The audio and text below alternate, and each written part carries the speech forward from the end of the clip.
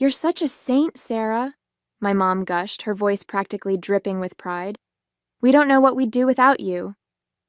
I stayed quiet, my fork hovering over my plate, while Sarah, sitting across from me, smiled that picture-perfect, self-satisfied grin she wore so well. She didn't even glance in my direction, like she knew I wouldn't say anything. Like I couldn't say anything. "My name is Julia Mitchell. I'm 27 years old, and I'm an elementary school teacher. For as long as I can remember, I've been the one who picks up the pieces in this family, but no one ever notices. My older sister, Sarah, has always been the golden child, the charming, charismatic one. Me? I'm the dependable one, the one who quietly steps in when things fall apart. For years, I've been sending money to my parents to help with their medical bills, making sacrifices while Sarah soaks up all the credit. But recently, I decided I'd had enough. And now, the fallout has started. I remember the day I made the decision to stop sending money like it was yesterday. It wasn't planned, no grand gesture. I was sitting in my tiny apartment, staring at the numbers on my bank account after paying rent, and something inside me just snapped. I realized I couldn't keep living like this, barely scraping by while Sarah played the hero. I never told anyone, I just stopped. At first, nothing happened. Weeks passed, and I waited for someone to notice, to say something. But everything stayed quiet, and for a moment, I wondered if maybe they had figured it out, that Sarah wasn't actually footing the bills like they believed. Then the calls started, my mom asking why certain payments were late, my dad mentioning a few overdue notices they'd received.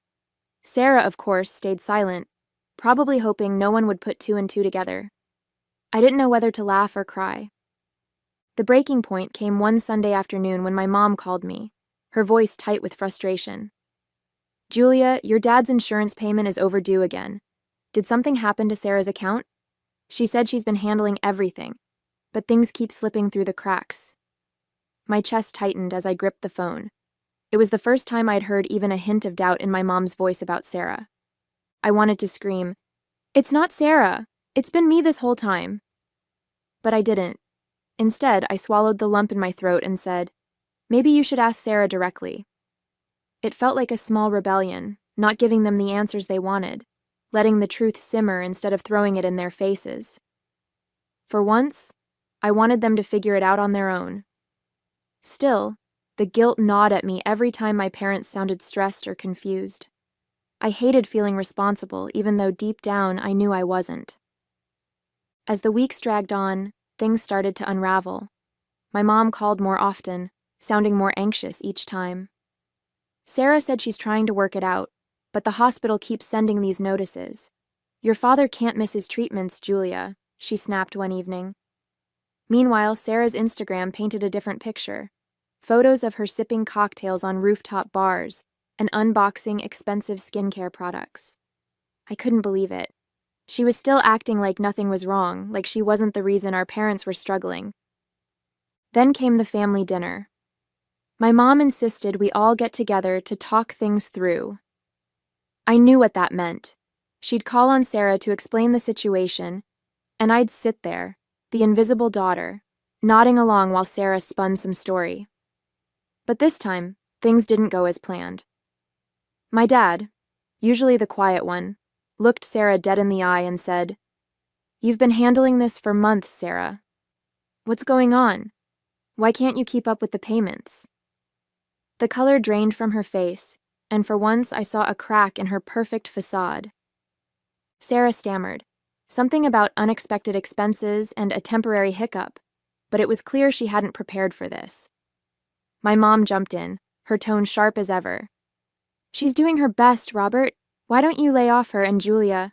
she said, turning her gaze to me. "Maybe it's time you step up and help for once. You don't do anything for us as it is." I felt the words hit me like a slap. For a moment, I couldn't breathe, the sheer unfairness of it making my chest ache. I looked at Sarah, who refused to meet my eyes, and then back at my mom, whose expression was filled with disappointment, directed at me, of course. My dad stayed silent like always, and I realized they genuinely believed it. They believed Sarah had been carrying this burden all along, and I was just some selfish bystander.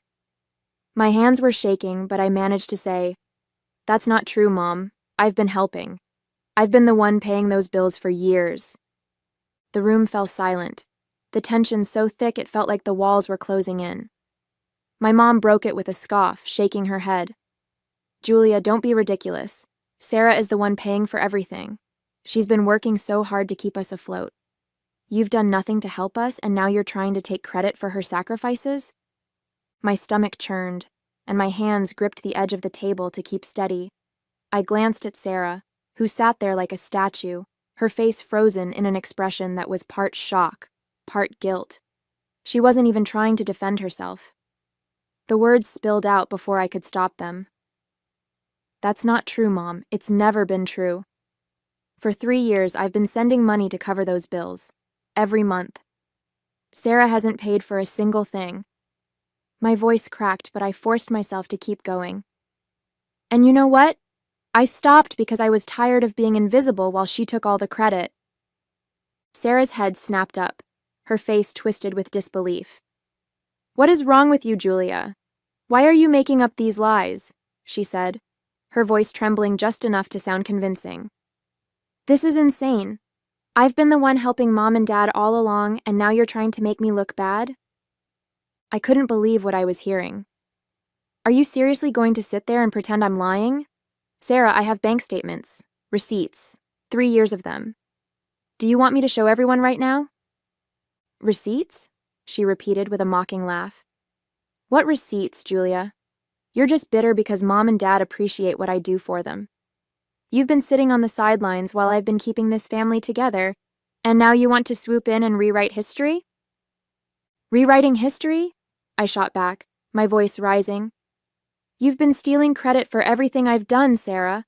I'm the one who's been sending money month after month while you've been spending your paychecks on spa days and luxury vacations."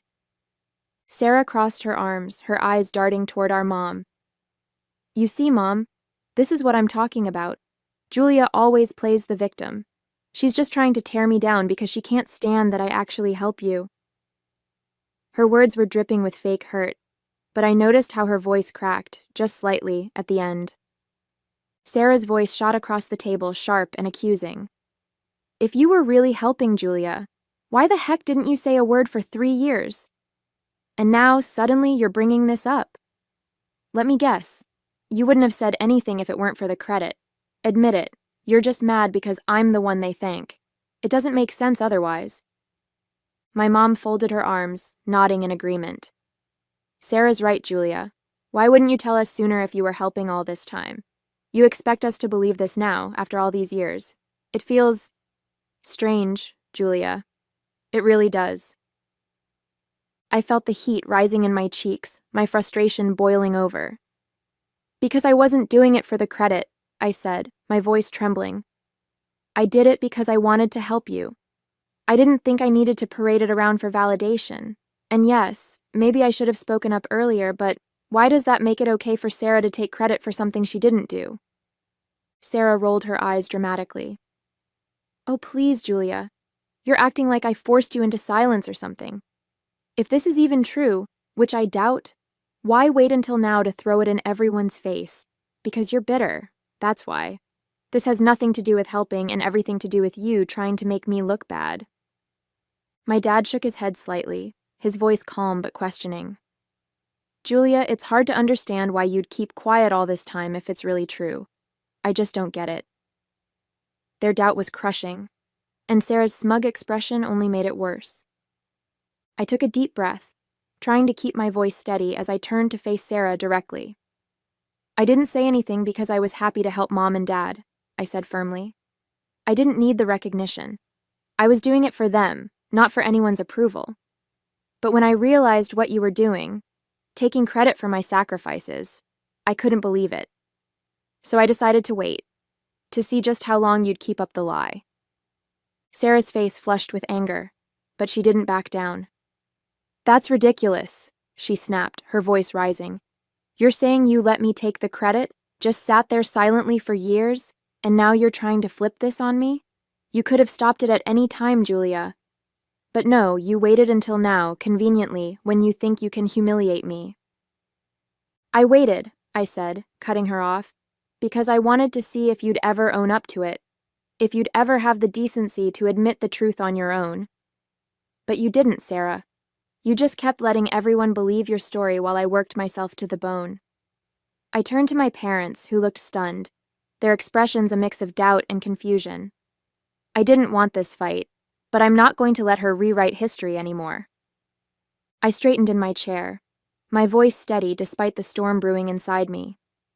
I have all the receipts, Mom. Every bank statement, every proof of payment for the past 3 years. It would take me less than 5 minutes to pull them up and show you, but that's not the point.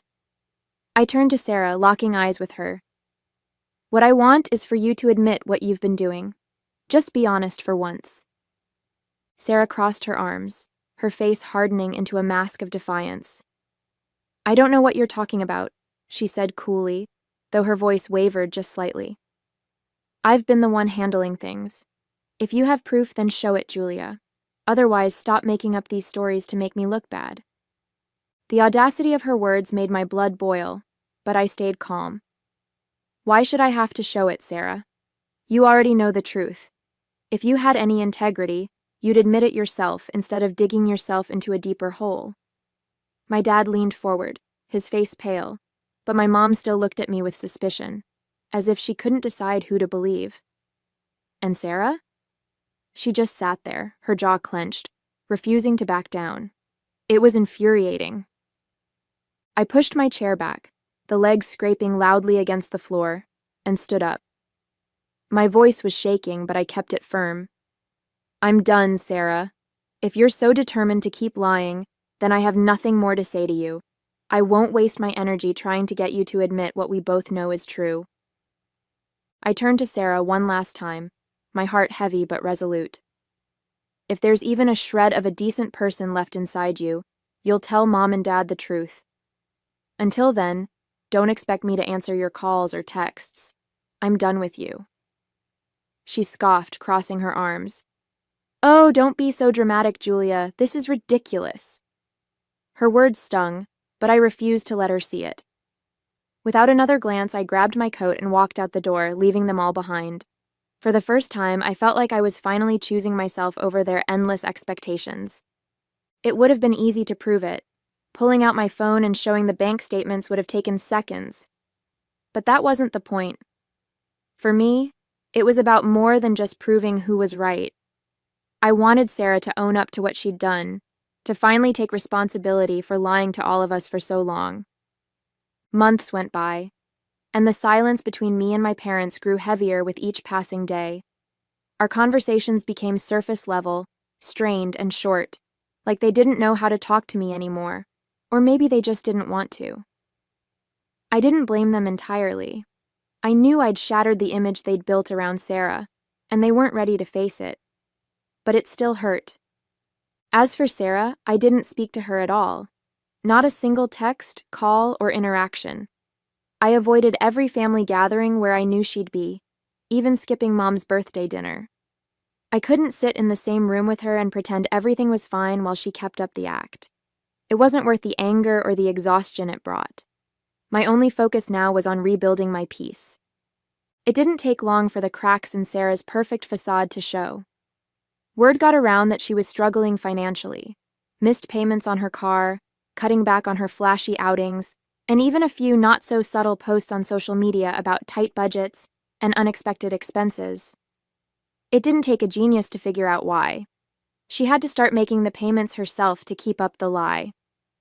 Part of me wanted to feel sorry for her, but I couldn't.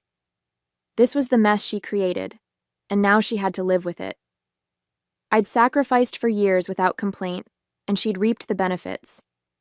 Watching her squirm, knowing she was finally feeling the weight of the responsibility she claimed to have all along, was a strange mix of satisfaction and sadness.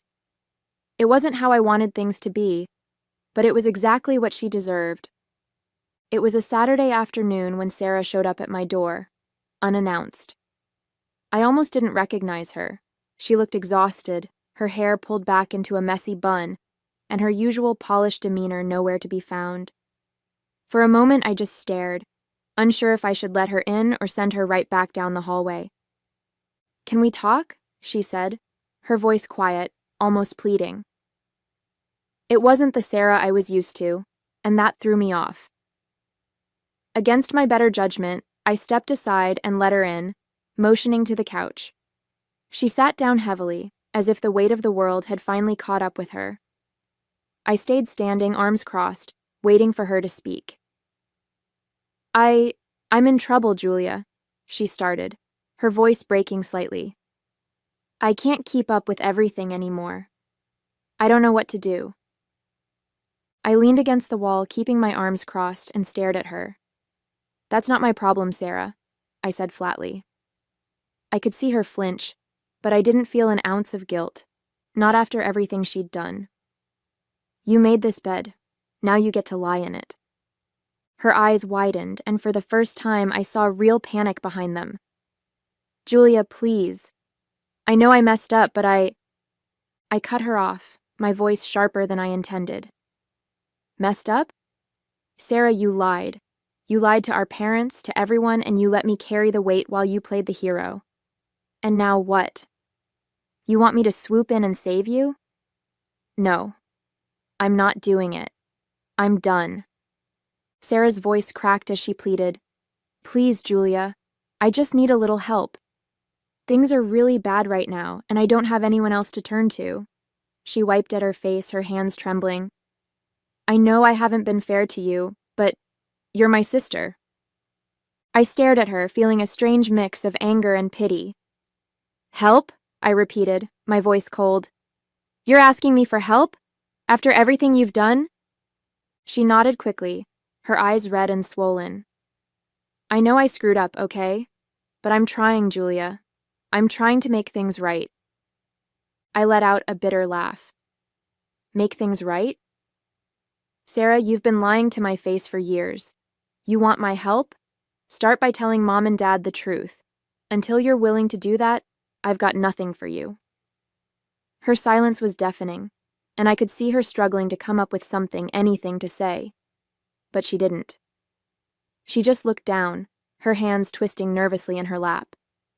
Sarah straightened up, her voice defensive now. "Look, Julia, I've been making the payments, okay? So technically, I'm not lying anymore. I've been handling it, just like everyone thinks I have."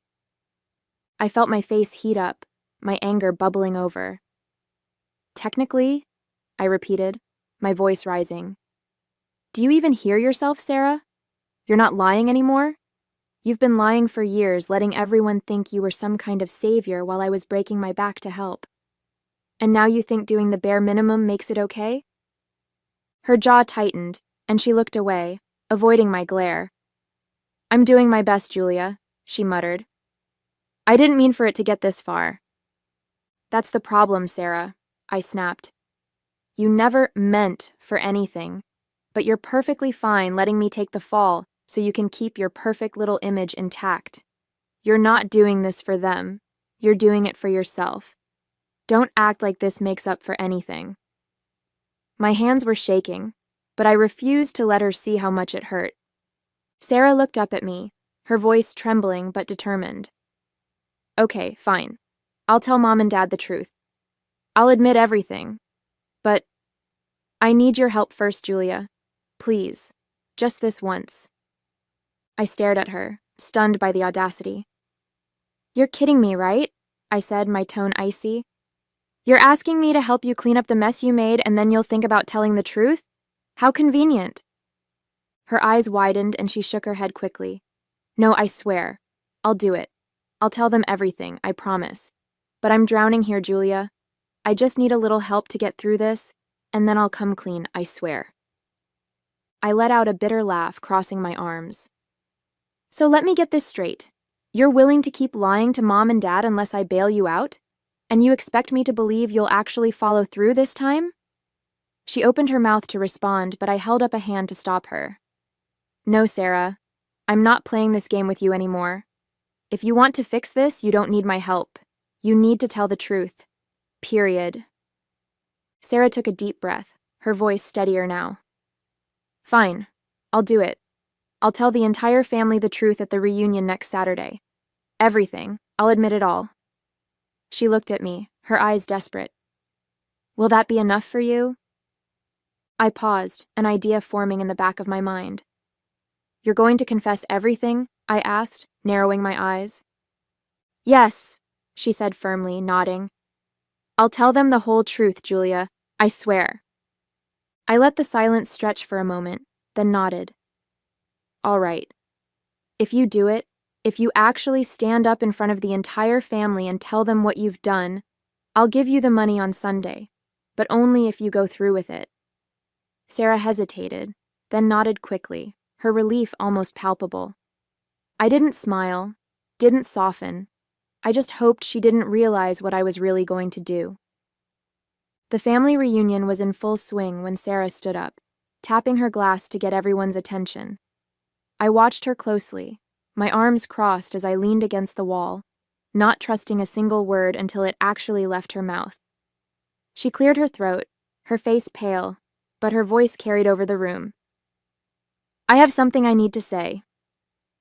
Everyone quieted down, the usual hum of chatter replaced with curious glances. My mom looked up expectantly, and my dad furrowed his brows, already sensing something was off.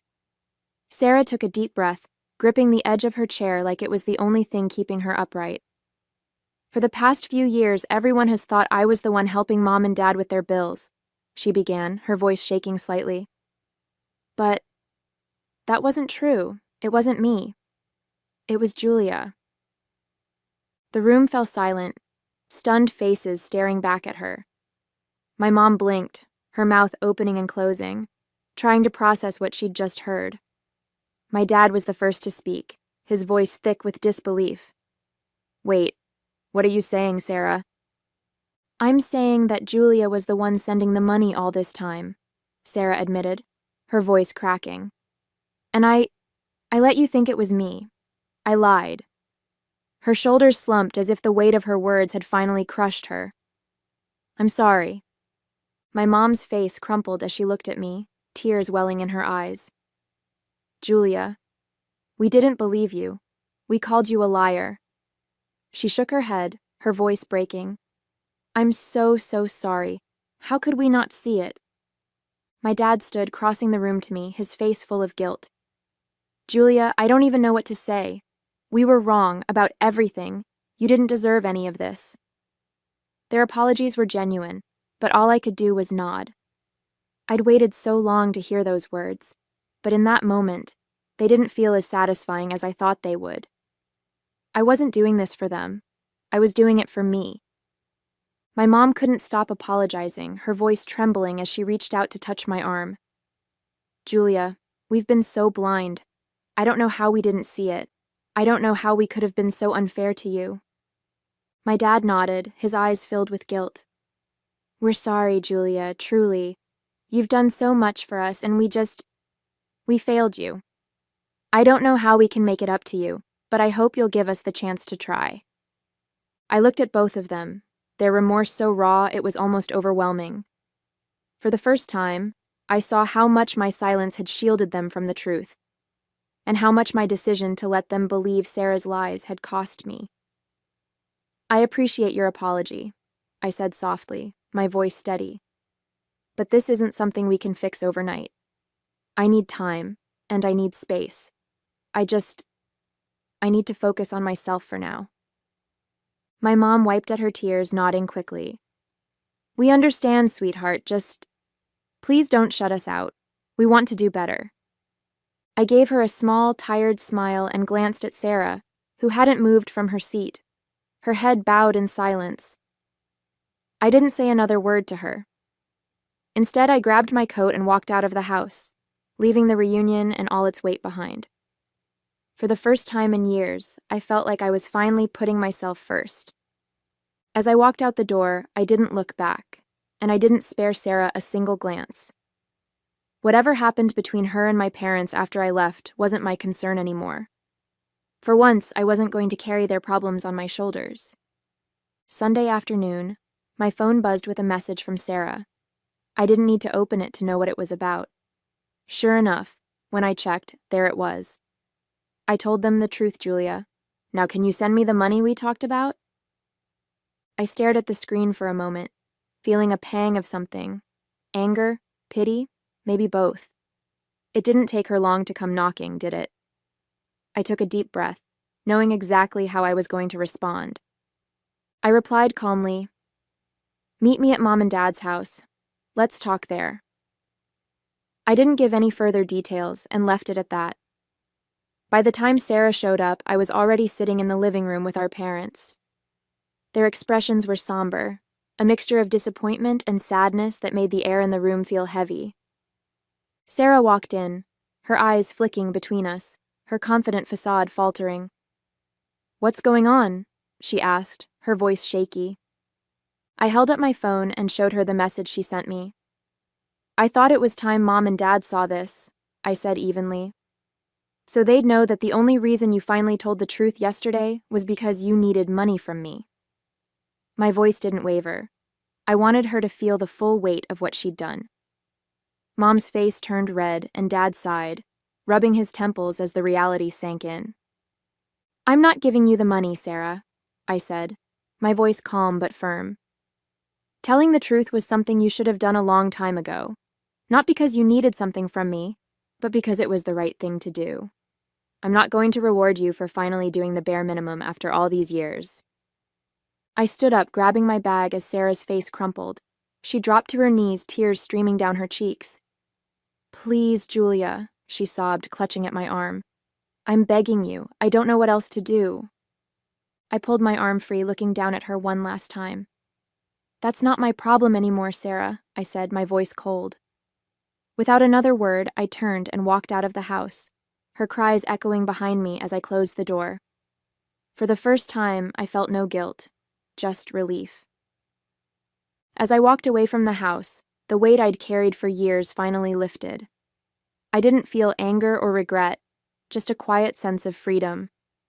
For once, I wasn't the one cleaning up the mess. It was time to focus on my own life, leaving Sarah and the past exactly where they belonged, behind me.